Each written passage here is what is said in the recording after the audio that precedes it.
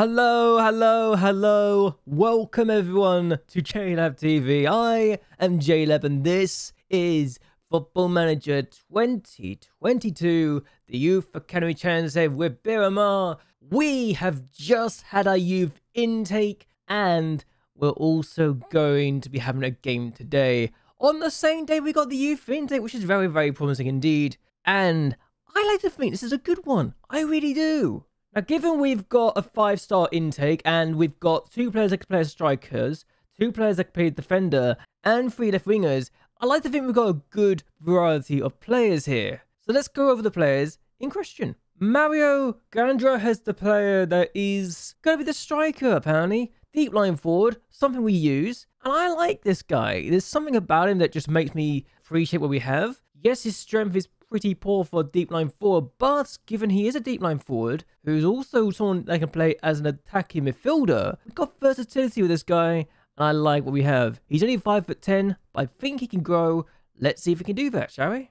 Now, this is the man that has apparently got the interests of my backroom staff. David Vieira could play as an attacking midfielder. He could also play as a centre midfielder, as well as a DM. Vieira's not got the best positioning or the tackling or teamwork, so it'd be a waste to put him as a defensive midfielder, but we could use him as a centre midfielder and use him as a Mazzala, even if, again, it wouldn't really utilise his... It would be trying to ask him to tackle, but using the attacking version of it, maybe that works. Left-sided only, so he would literally play on the side we need from him. And the fact he can also be very useful for us is a good sign. First touch of 14, free kicks of 12. He could be a set-piece demon if we decide to go down that route. So, exciting times there. And since we're also here, I decided to go by this method instead. So, Vieira would have been first, Gandra second. So let's go for Yusuf Amuzu. He's a winger that can play with both feet. Now, that's a useful skill, if I've ever seen one. Resilient as well, a young winger. He can play as inverted winger, can play as a winger, can play as inside forward. I think this guy could be very useful for us. He's got a teamwork of 15 as well. He's resilient. He does try to play out of trouble, so maybe that's an issue for him. We need to work on his balance and agility, but I think this guy has got a bright future for us. I really do. Now, whether I'd use him as an inverted winger, I don't know. His decision-making is only 5, so we need to work on that as well. But other than that, and his strength and his balance, I think we've got a good talent here. If we can make him faster, then it's even better. It really is. And it's the first Ghanaian intake we've ever had so far. Marcio Barreto, though, is the defender I'm very excited about. Now you're thinking, wait, he's listed as a fullback, and he can play as a fullback, but I'm not going to play him as a fullback. I'm going to play him as a centre-back, even though he's only got 6 heading, because he's got 14 jumping reach. He's got a height of 6'4". This guy's a giant, and I know for certainty we can use him. Now, admittedly, trying to use him as a ball-playing defender is probably not the smartest move in the world with 5 vision, but if we can train him to do that, could you imagine the chaos he can cause from us set pieces? He could also... I'm also bemused by this. He's got a free kick taking of 11. Could you imagine him taking the set pieces? He could also play as a DM too if we needed him to. Wouldn't that be a waste of his height if we didn't use him as the centre-back? And his jumping reach of 14? Surely we're using a centre-back, right? Right? João Semedo is a player that is better as an inside forward or inverted winger on the right-hand side of the pitch because he can only use his left foot. Now, if we train to use his other foot, then we could use him as a winger, but at the same time, maybe, just maybe, okay, maybe not use him as an attacking inside forward because he's only got 3 finishing, but maybe we can use him to do other bits and pieces that we would like. So inverted winger may be the role for him, but his composure needs work, and that is something he needs to do if we were to use this guy as that position. He's got decent pace though, and acceleration, so maybe, just maybe, we could work on that. Now we do have a right back, and Luis Sevilla is not amazing. His crossing is only 5, so this guy needs a lot of work. He's only a half a star in accountability, but he's got 3.5 star in potential. Could we use him? Yes. Does he need time to develop before we use him? Absolutely. So this guy would be a long-term project if we were to try and develop him. Now, I'm going to be honest. When I realized I had a Liberian fullback, I kind of got excited, But then I realized, oh, he's not exactly what I am looking for my wingback position. He would probably be more a fullback on support or just fullback generally, or a no-nonsense fullback. But he's also 6'4". Again, a 6'4" player from Liberia this time. Could we use him as a centre-back? That's the question. I'm actually curious if we could use this guy as a centre-back. So let's, for whatever reason, decide, okay, let's look at centre-back. Could he play this role? Maybe. But at the same time, is that something we should really work on? He's got 14 long throws, so he'll definitely be someone who can work on his throws. But at the same time, 16 teamwork, 14 work rate. There's a few things we need to work on, but I don't know what to do with this guy. He's really good as a fullback. He's got the height I'm looking for as a centre-back, but at the same time, this guy could be a monster on the post as a fullback. So maybe this guy could be, you know, a fullback as well. He's from Liberia as well. If I don't use this guy, I'm missing an opportunity, really. The last person we're going to talk about is Cancelo Borges, and he can play as an inverted winger or inside forward. He could play as a winger, and he could also be a striker. So we've got a few options with this guy, and I'm trying to figure out what is the best option with this guy since he can play all three positions. Now, is he amazing? No. Does he have good potential? Maybe. But we can work on this guy, and I think we've got a good idea where we can go for this point in time. We just need to make sure we develop him properly. Still though, we're March. We've actually had a few games since we last met, so let's also go over those. The first game we had, since we rescued a draw against S2O, was also surprisingly take a draw against Portmanens. Now, I wasn't expecting this, so I was grateful the fact we took another point off a biggish team. And that's despite the fact we had to rotate the side a little bit. Yes, Batama started, as did Marcio. So Alves and Sandova were not available for this game, and we still managed to get a point. I think that's a good performance, personally, and that's just me. Unfortunately, our next match was against Gondomar, and in the 89th minute of the game, they managed to get a winner. Didi with the finish, and it's just a bit unfortunate that we could see this goal, but at the same time, we were kind of on the back foot and they were the better team. Then you had 3 shots on target, and that last shot was one of them. It was quite good for the XG as well. We had just 3 shots in this game, so we never really looked like scoring. It's just a shame we didn't do as well as we could have done here, and some of the players I trusted let me down. We then took on Bulgaria's 1932 at home and drew 0-0. And at this point, we're starting to struggle for goals and for wins. So a little concerning we couldn't do anything of this, and the fact that we actually dropped 2 more points when we really should be winning this. And I think at this point we've gone 5 or 6 games without a win, or even 7 games without a victory. So a bit concerning here that we did not win, but I knew we could do well if we were performing as well as we had done with the chances we were creating. If we can create the chances, surely going to take them one day. And take them one day we did. We then went to Casapia, and then we took the lead. Sakra with the opening goal inside 24 minutes. Alves back in the team, finds him, 1-0 there. And then 41 minutes in, Alves again involved, finds Sandova. He plays it back to Sakra, who scores his second of the game. 2-0 in the first half. We're looking good.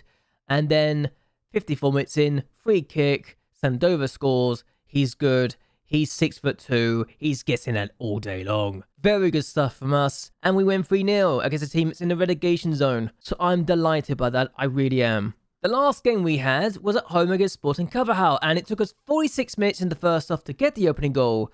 But Fonseca scores the opening goal after Correa finds him with the cross. 1-0. Second half, 54 minutes in, Mauricio Jr. with the corner. Fonseca is found again. It's a brace for him now, and he's looking very, very good. And then 69 minutes in, Sandova finds David Alves, who scores to make it 3-0. Really good performance here. Unfortunately, we don't keep a clean sheet, despite our best attentions, and we concede this goal. It's another header, but at this point we're already 3-1 up. If we conceded again, I would be a bit more concerned, but we didn't concede again, and we held on for the 3-1 victory. A really good performance as far as I'm concerned. And what this has done for us is currently leave us in 12th place. We take on Chavez, who are above us on the table right now. And if we win, I'm almost certain we have secured ourselves safety, because we will have been 18 points clear of Casapia with 6 games to go. And we would also be 14 points clear of Canales with also the same number of games to go. I don't see us being caught at this point. I really don't. Unless we have a momentous collapse in the next 7 games and lose every single one, and the bottom 3 teams decide to turn up the heat. Also, Sporting Coverhow cannot catch us anymore. That's mathematically impossible, so I know for certainty we can't be caught by them.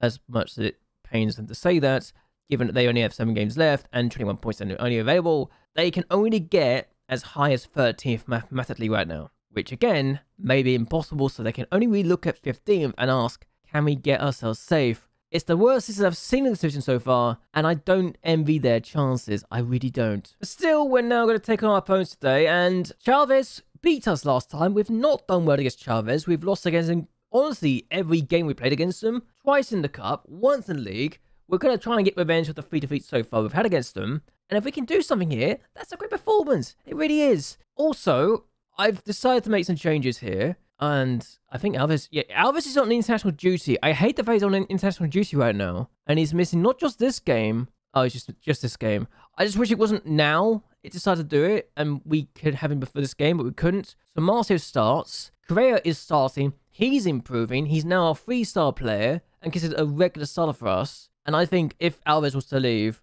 and we had someone still to look into improve, I think Correa is already kind of proven, yeah, I can take the role. Give this role to me. So Correa is already our main starter. Marcel, we are starting as well. I think he can be a really good talent. It just needs some game time. I'm giving him the game time now.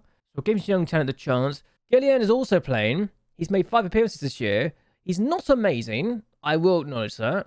But at the same time, Adsen's injured. So I kind of can't really use him. He's out for 3 days due to a virus, so he's not playing. Casanova's starting. He's not really improving his star ratings as much, but I think he's also improving as a whole anyway. So it's still good enough for his division, but at the same time, star ratings says a different story. So maybe, I don't know. It's weird. It's really weird like that. I don't know why. Paredes is also starting on the left-hand side because Brian's suspended. Hooray! Oh dear. At least you're developing. This guy's actually developing, and I'm really happy about it. So he's not amazing, but he is developing in the area that we need him to improve. Marking's up. Long throws are up. First touch is up. Dribbling's up. This guy is developing. Concentration, flair, everything about him is definitely getting better and better. He's now considered a player for the 4th tier, which is great, considering that before he was only good enough for the 5th tier. So we're getting players getting better and better, and he's actually can play as a defender as well, like a centre-back. I'm choosing him over Rafa because I think if we have to use the 2, I'm going to compare him now because why not? Let's get Rafa. Let's compare the 2. There's not a world of difference. And I think while Rafa is better as a whole right now, Paredes has got potential, more potential, and he's going to be the better player in the future. He really is. So Rafa's not in my first choice anymore. He's 25-2. He's not going to be much better. And it's kind of why Gillian's also been started as well. Fonseca and Sakura are still in the first team right now. There's not really changing them for the first team spots, admittedly. I mean, I say that. You've got Bournes and Coverhouse able to play there on one side. And you've also got Antunes on the other side. So we've got players that can play there. They're just not really performing. And it's kind of disappointing to say the least. Sandover is Sandover. Petamar is not really improving. I've also sent Pinto out on loan again because he got an opportunity. He's actually playing, so that's good. And if we can get Pinto to play for a lower tier than us, then if he can play this level, he can play this level. So let's keep going with this. I've been rambling on enough. Let's talk about the game itself and play it. Shall we? Okay, it's half time. We've had a shot, but it was an XG of 0.00. I don't know how you can have a shot that is an XG of 0.00, but okay, that's impressive. Nothing to talk about at all.